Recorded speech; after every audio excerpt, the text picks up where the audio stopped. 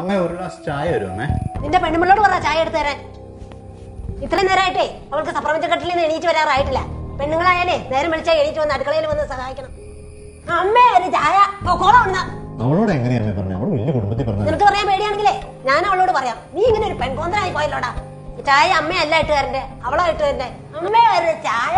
അവന്റെ മണി 7:30 ഞാൻ തന്നെ ഇവിടെ കിടന്ന് പണിയാ. അവനൊരു ചായ മേടിക്കാൻ മതി. അവൾക്ക് ഇതുവരെ എണീറ്റ് വരാറായിട്ടില്ല. ഇന്ന് ഞാൻ അവളോട് നാളെ വർത്താനം പറഞ്ഞിട്ടേ ഉള്ളൂ. നിനക്ക് പറയാൻ ഇത്ര പേടിയാണെങ്കിലേ ഞാൻ പറഞ്ഞോളൂ അവളോട്. അവളൊന്നും എണീറ്റ് വരട്ടെ. എണീറ്റ് വന്നല്ലോ മഹാറാണി.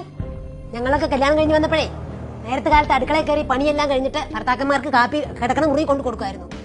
ഇവിടെ ഓരോരുത്തരുണ്ടല്ലോ 10 മണിയാവാണ്ട് എണീറ്റ് വരില്ല. എല്ലാ പണിയും നമ്മൾ ചെയ്യുകയും വേണം. യാതൊരു പറഞ്ഞാലും കേൾക്കൂല. ഒരു ഫോണും കുത്തിക്കൊണ്ട് ഇങ്ങനെ ഇരുന്നോളും. ഓരോരുത്തരും വന്ന് കേറിക്കോളും മനുഷ്യന്റെ സമാധാനം കളയാനായിട്ട് ഓരോ വീട്ടിൽ നിന്നും. ഇവിടെയൊക്കെ വളർത്തി വിട്ടവരുടെ കുഴപ്പ. ഇവിടെ